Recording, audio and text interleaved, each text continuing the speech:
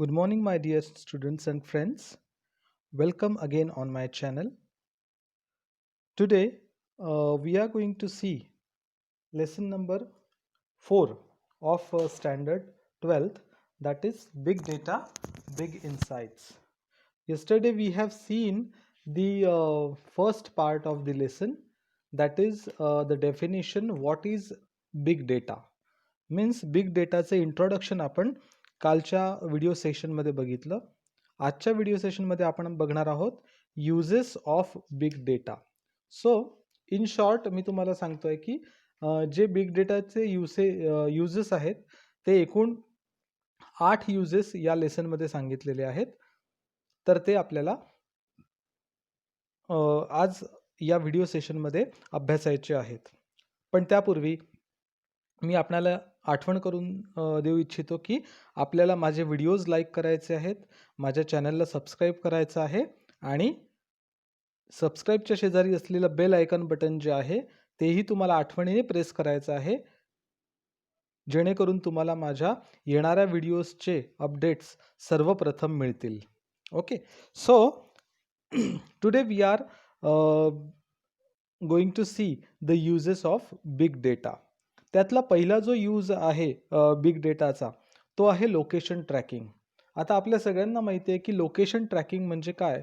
तर आपण आजकाल जेव्हा प्रवासामध्ये असतो तेव्हा प्रवासामध्ये पण आपल्याला पटकन आपण कुठे आहोत हे दिसतं लोकेशनमुळे, लोकेशन ट्रॅकिंगमुळे.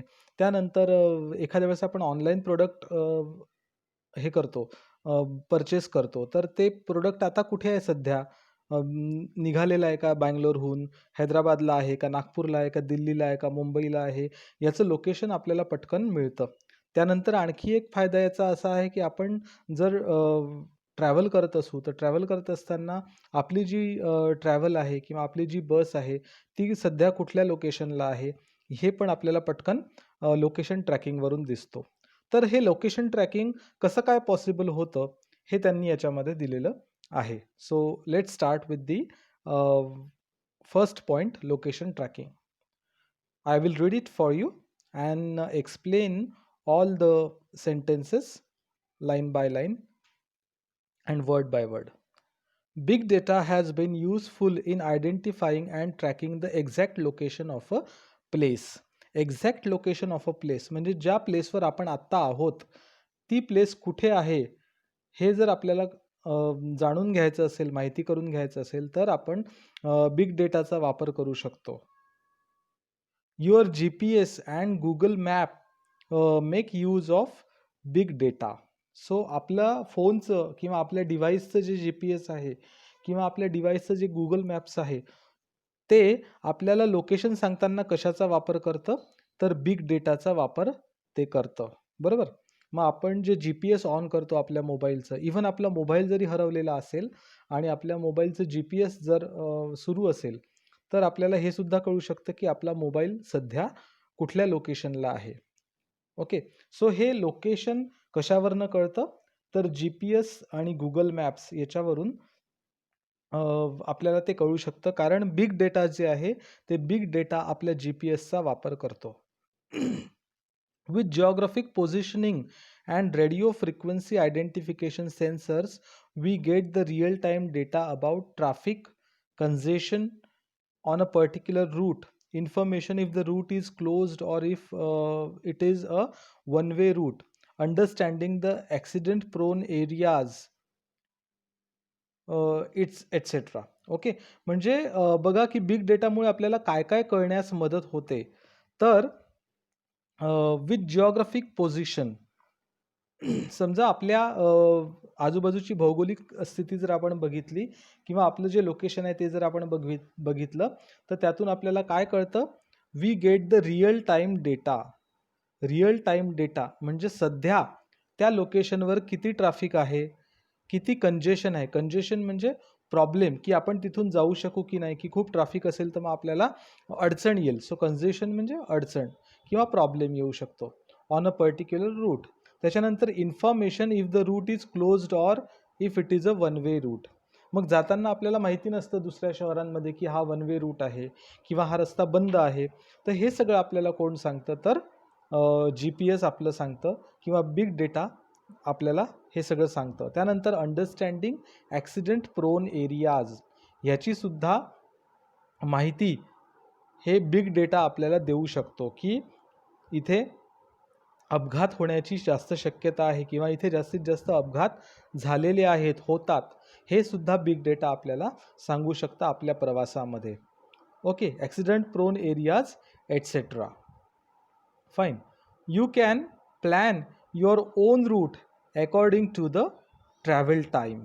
सो ओन रूट म्हणजे आपण हे सुद्धा करू शकतो की जी पी एसनी आपल्याला जो रस्ता सांगितला आहे तो रस्ता आपण स्वीकारू शकतो, own route, according to the travel time and the transportation of the goods.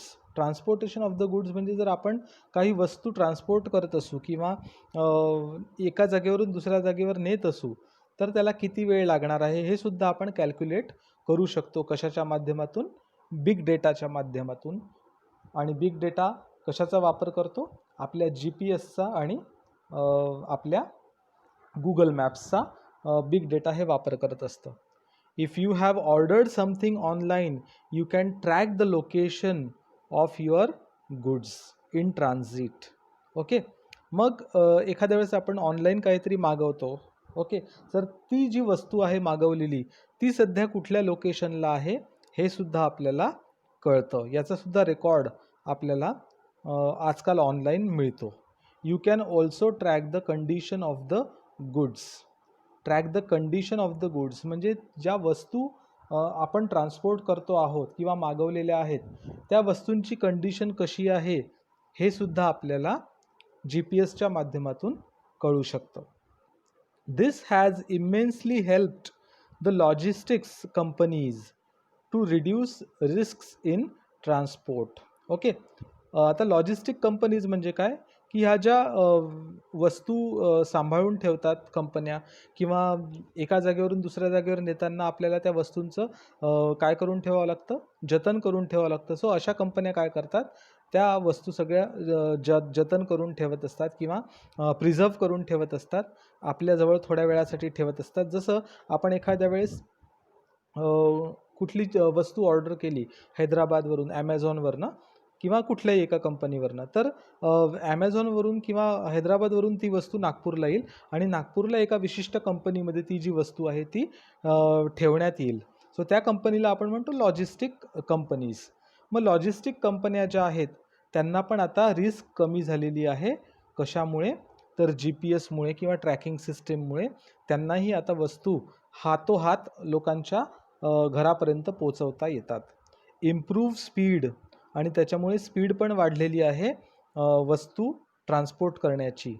And reliability in the delivery. Reliability means विश्वसनीयता, आणि विश्वसनीयतासुद्धा वाढली आहे लोकांची. त्याच्यामुळे आधीच्या काळात लोक ऑनलाईन वस्तू घेत नव्हते, पण आता विश्वास इतका वाढलेला आहे लोकांचा की वस्तू चांगल्या यायला लागल्या आहेत. ट्रान्सपोर्टमध्ये पण काही ती वस्तू डॅमेज होत नाही म्हणून लोकांचा विश्वास वाढला आणि क्वालिटीसुद्धा त्या वस्तूची चांगली येते. त्याच्यामुळे त्याच्यामध्ये ऑनलाईन कंपन्यांमध्ये लोकांची विश्वसनीयता वाढलेली आहे. आणि हे सगळं कशामुळे शक्य झालं? तर बिग डेटामुळे.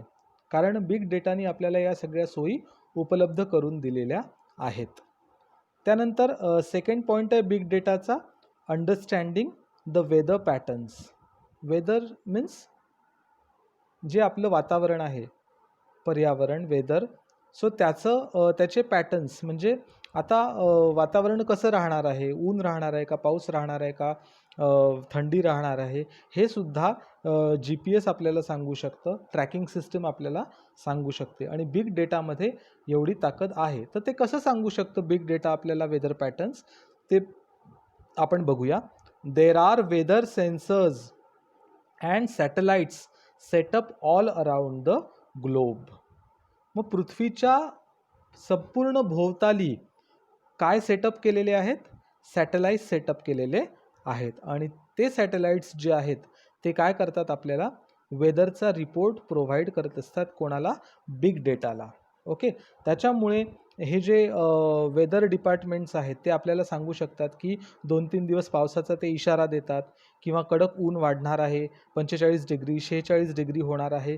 हे सगळं ते का सांगू शकतात, तर या सॅटेलाईट्समुळे. आणि सॅटेलाईट्स कोणाला डेटा पुरवतो, तर बिग डेटाला सगळी माहिती तो पुरवतो. Huge amount of data is continuously being received from them. Them म्हणजे काय, सॅटेलाइट्स किंवा सेन्सर्स यापासून सगळा डेटा त्यांना मिळत असतो. कोणाला, बिग डेटाला. They help us to understand the weather and help in weather forecasting. Weather forecasting म्हणजे वातावरणाचं भविष्य सांगण्यासाठी किंवा वातावरणाची भविष्यवाणी करण्यासाठी मदत कोण करतं, तर सॅटेलाइट्स आणि sensors, weather sensors. Weather patterns give us warnings of the impending natural calamities. आता इम्पेंडिंग मीन्स काय, तर पुढे घडणारे, ओके, भविष्यामध्ये घडणारे.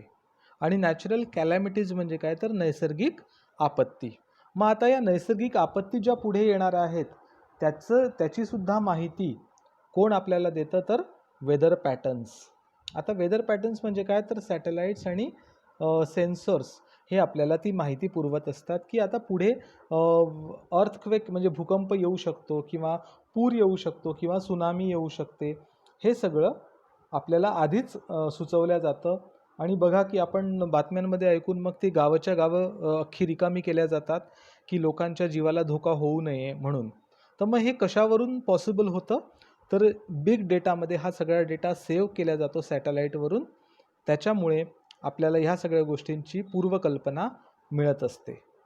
फ्लड्स मीन्स पूर, अर्थक्वेक्स मीन्स भूकंप, आणि सुनामी म्हणजे जी चक्रीवादळं आहेत पाण्यातली त्यांना आपण म्हणतो tsunami. Necessary preparations to combat them can be made well in advance. मग आता हा जो सॅटेलाईट आपल्याला डेटा पुरवतो त्या डेटामुळे काय होतं की आपण काय करू शकतो, नेसेसरी प्रेपरेशन्स आपण करू शकतो. म्हणजे त्याची पूर्वतयारी आपण करू शकतो. सपोज सुनामी येणार असेल तर मग जी समुद्राच्या काठची जी गावं आहेत ती सगळी आपण रिकामी करू शकतो, त्या लोकांना दुसरीकडे हलवू शकतो, बरोबर. त्यानंतर भूकंप येणार असेल तर तिथूनसुद्धा लोकांना आपण बाहेर काढू शकतो. फ्लड्स, पूर येणार असेल तर ते गाव आपण रिकामं करू शकतो. कॉम्बॅट म्हणजे फाईट, त्याच्याशी स्ट्रगल करणे, लढणे. सो त्या पूर्वतयारी आपण करू शकतो आणि त्या नैसर्गिक आपत्तीशी आपण लढू शकतो. We can study global warming, predict availability of natural resources like water. So या सॅटेलाईटमुळे काय होतं की आपण ग्लोबल वॉर्मिंगचा अभ्यास करू शकतो. म्हणजे वेदर हे आजकाल जे बदलत चाललेलं आहे, अतिशय जास्त गरमी होते आहे किंवा अतिशय जास्त पाऊस कधी पडतो, कधी दुष्काळ पडतो, कधी कोरडा दुष्काळ, कधी ओला दुष्काळ.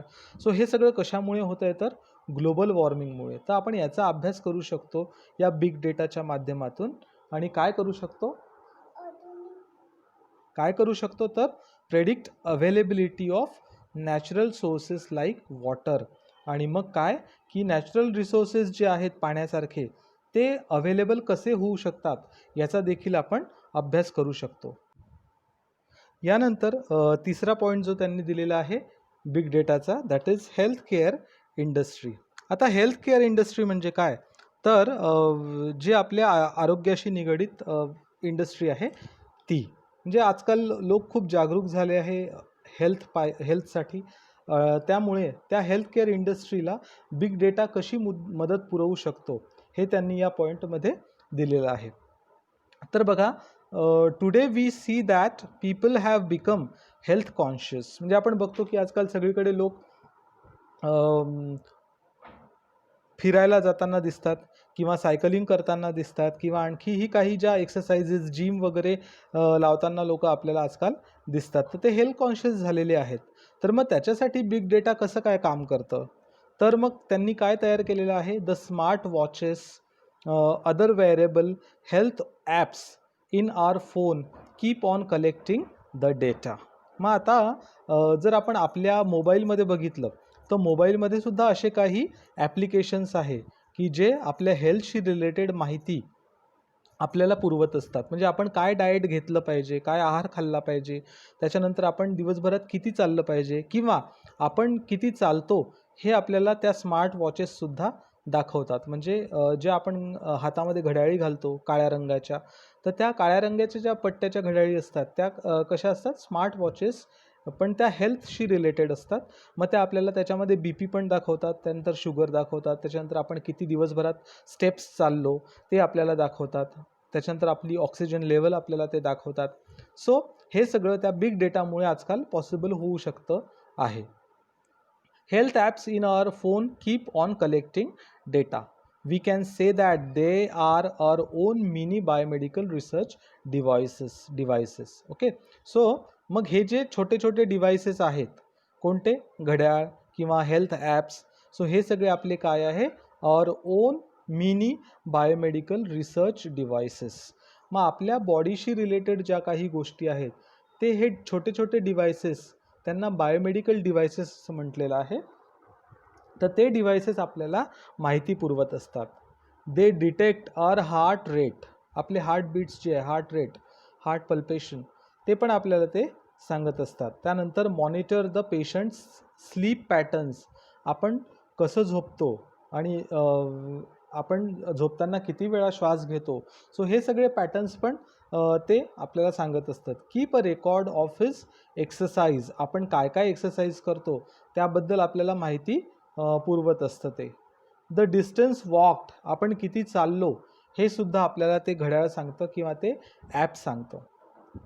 The analysis of this data collected can give new insights and provide a personalized individual feedback to each and every person. आणि मग हा जो डेटा आहे कलेक्ट झालेला, मग तो काय करू शकतो, आपल्याला नवीन इन्साइट देऊ शकतो, नवीन दृष्टी देऊ शकतो, नवीन व्हिजन देऊ शकतो. And provide a personalised individual feedback to each and every person. मग हा जो डेटा आहे हा सगळा आपल्याला आपल्या कामी येतो आणि आपल्याला याच्यामुळे एक नवीन उर्मी मिळते की नाही, आपण आता हे कंटिन्यू केलं पाहिजे, चालणं, एक्सरसाइज करणं, किंवा हे जे बायोमेडिकल डिव्हाइसेस आहे हे आपण वापरले पाहिजे. ह्याच्यासाठी आपल्याला ते एक नवीन दृष्टी देतं आणि त्याच्यामुळे ईच अँड एव्हरी पर्सन, प्रत्येकाला स्वतःचा डेटा स्वतः कलेक्ट करता येतो, म्हणजे आपल्या आरोग्याशी निगडीत. Nowadays we have gadgets to monitor blood sugar. Gadgets means असं एक साधन, असं एक डिव्हाइस, त्याला म्हटलं आहे gadgets. To monitor blood sugar, म्हणजे ज्यांना शुगर असेल तर ते शुगर मोजायला पण आता घरीच एक डिव्हाइस आपल्याला अवेलेबल आहे. ओके. मग त्या डिव्हाइसमधून आपल्याला कळतं की आपल्या शरीरात किती साखरेचं प्रमाण आहे. त्यानंतर ब्लड प्रेशरसुद्धा काउंट करायला आपल्याला एक साधन घरी उपलब्ध आहे. At home 24/7 monitoring can be provided to patients in hospitals too. म्हणजे हॉस्पिटलमध्ये सुद्धा 24 तास 7ही दिवस मॉनिटरिंग म्हणजे निरीक्षण केल्या जाऊ शकतं पेशंट्सवर, आणि घरीसुद्धा तुम्ही ब्लड शुगर, ब्लड प्रेशर हे मोजू शकता आपलं स्वतःचं. With the help of big data the doctors can now have better diagnosis of any element, the effect of any drug etcetera. आता या बिग डेटामुळे काय पॉसिबल झालेलं आहे, तर डॉक्टर्स जे आहेत ते आता can have now better diagnosis, म्हणजे योग्य निदान, डायग्नोसिस म्हणजे निदान, आणि एलिमेंट मीन्स कुठल्याही दुखण्याचं किंवा कुठल्याही रोगाचं निदान डॉक्टर आता परफेक्ट करू शकतात. तर कशामुळे, तर या बिग डेटामुळे हे पॉसिबल होऊ शकलेलं आहे. कारण आपल्या शरीराचा डेटा जो आहे तो त्या डिव्हाइसेस थ्रू बिग डेटामध्ये जातो आणि बिग डेटा हा सगळा डेटा आपल्या डॉक्टरांपर्यंत पोहोचवतात. त्याच्यामुळे डॉक्टर्स आता आपल्या शरीरात काय घडतं आहे हे सगळं बेटर डायग्नोसिस करू शकतात. The effect of any drug etcetera, म्हणजे आपल्या शरीरावर कुठल्या ड्रगचा परिणाम झाला आहे का. आता ड्रग म्हणजे आपण एखादी मेडिसिन घेतली आणि ती मेडिसिनची आपल्याला रिॲक्शन आली आहे का, हे सुद्धा आपल्याला आजकाल डॉक्टर्स सांगू शकतात. Unnecessary guesswork can be significantly reduced. Unnecessary guesswork म्हणजे जे आधी अंदाज बांधले जायचे तर ते अंदाज आता काय झाले आहे, रिड्यूस्ड म्हणजे कमी झाले आहेत. डॉक्टर आता परफेक्ट सांगायला लागले आहे, अंदाजे आता काहीही राहिलेलं नाही. Past records of the patient can be maintained and better analysis of the health can be obtained. मग पेशंट्सचे जुने रेकॉर्डसुद्धा आपण सेव्ह करून ठेवू शकतो या बिग डेटामध्ये आणि better analysis of the health can be obtained. आणि त्यामुळे त्या रोग्याचं योग्य ते जे काही निरीक्षण आहे आपण ते जुन्या रिपोर्ट्सपासून तर नवीन रिपोर्टपर्यंत त्याच्यामध्ये काय प्रगती झाली त्या पेशंटमध्ये हे आपण त्या रिपोर्ट्सवरनं बघू शकतो आणि त्याची जी हेल्थ आहे ती आपण ऑब्टेन करू शकतो. म्हणजे काय तर पूर्ववत त्या हेल्थला आपण आणू शकतो, त्याला रिकवर करू शकतो पेशंटला. Big data helps in monitoring the outbreaks of epidemics and diseases. आता एपिडेमिक्स म्हणजे काय तर जे साथीचे रोग असतात, जसं आता कोरोना आपल्या इथे पसरतो आहे तर त्याला पॅन्डेमिक असं म्हटलं आहे. तर पॅन्डेमिक हा एपिडेमिक्सलाच एक सिनॉनिम आहे, समानार्थी शब्द आहे. तर पॅन्डेमिक आणि एपिडेमिक म्हणजे साथीचे रोग. तर मग बिग डेटा आपल्याला हे पण सांगू शकतं की हे जे साथीचे रोग आहे किंवा इतर डिसिजेस आहेत हे कसे पसरतात. आउटब्रेक म्हणजे पसरणे. सो कसे पसरतात आणि कुठून पसरतात हे सुद्धा आपल्याला आजकाल बिग डेटाच्या मदतीमुळे शक्य झालेलं आहे. Just when you post your message I am down with flu on WhatsApp or Facebook, it will be monitored and the areas affected by flu can be easily located and necessary precautions can be taken. म्हणजे आता तुम्ही एक message जरी टाकला कोणता की I am down with flu म्हणजे मला फीवर झालेला आहे, ताप आलेला आहे, कुठे व्हॉट्सॲपमध्ये किंवा फेसबुकमध्ये असा जर तुम्ही मेसेज जरी टाकला तरी व्हॉट्सॲप आणि फेसबुक हे काय आहे, ॲप्लिकेशन्स आहेत आणि हे कम्प्युटरचे ॲप्लिकेशन्स असल्यामुळे ते सगळे सेव्ह होतात, त्याच्यावरचा डेटा सगळा सेव्ह होतो आणि त्याच्यामुळे हे ज्या ॲप्लिकेशन थ्रू हा सगळा डेटा बिग डेटाला जातो आणि ते मॉनिटर केलं जातं की कोण हा मेसेज टाईप करतो आहे. I am down with flu हा जो मेसेज आहे हा कोणी टाईप केलेला आहे हे जर त्यांनी बिग डेटाच्या माध्यमातून शोधून काढलं तर ज्याला कोणाला फ्लू आहे ते सगळे एरिया जे आहे ते बिग डेटा आपल्याला दाखवू शकतं. Can be easily located and necessary precautions can be taken आणि आवश्यक ज्या काळजी आहे त्या घेतल्या जाऊ शकतात. Pharmaceutical companies would pay huge amount to receive the health data of people to promote research in the particular area. मग हा जो सगळा बिग डेटा आहे हा कोणाच्या कामी येतो जास्तीत करून तर फार्मास्युटिकल कंपनीज ज्या आहेत त्यांच्या कामी हा डेटा येतो. तर का बरं, कारण ते लोक जास्त रिसर्चच्या मागे असतात आणि रिसर्चसाठी त्यांना हा सगळा डेटा कामी येतो आणि म्हणून हा सगळा जो डेटा आहे तो मिळवण्यासाठी ते काय करतात, पे ह्यूज अमाऊंट म्हणजे मोठी रक्कम ते पे करतात. कोणाला तर बिग डेटाच्या ज्या कंपन्या आहेत त्या कंपन्यांना ते पैसे पुरवतात किंवा पैसे पे करतात. कशासाठी तर त्यांच्या रिसर्चसाठी तो डेटा कामी यायला हवा म्हणून. With the help of the data gathered individuals are often given suggestions and solutions for the problems they are encountering म्हणजे फेसिंग.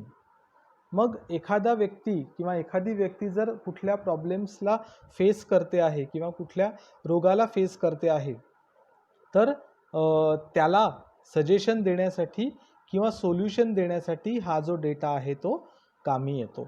बरोबर, म्हणजे फार्मास्युटिकल कंपन्या तो डेटा विकत का घेतात, कारण ते त्यांच्या पेशंट्सला सांगू शकतात, सजेशन देऊ शकतात किंवा सोल्युशन देऊ शकतात की तुम्ही जे प्रॉब्लेम फेस करता आहे त्या प्रॉब्लेमचं सोल्युशन काय आहे हे तुम्हाला सहजरित्या फार्मास्युटिकल कंपन्या सांगू शकतात किंवा डॉक्टर्स तुम्हाला हे सगळे सोल्युशन पुरवू शकतात. ओके, सो आज आपण इथपर्यंत बघूया आणि पुढचे जे 4-5 पॉईंट्स आहेत ते आपण पुढच्या व्हिडिओ सेशनमध्ये बघूया. तोपर्यंत have a great day ahead and goodbye. पण त्यापूर्वी आपल्याला काय करायचं आहे, तर हे आत्तापर्यंत जे आपण 2 व्हिडिओजमध्ये शिकलेलो आहे ते आपल्याला पूर्ण वाचायचं आहे, जेणेकरून ते आपल्याला डिटेल समजेल. ओके. आणि हे समजल्यानंतर आपल्याला पुढचं समजणं सोपं जाईल. ओके. त्यामुळे आपल्याला आता आत्तापर्यंतचं शिकवलेलं वाचून काढायचं आहे. Okay. So have a great day ahead and goodbye. See you in next video lecture. Bye bye.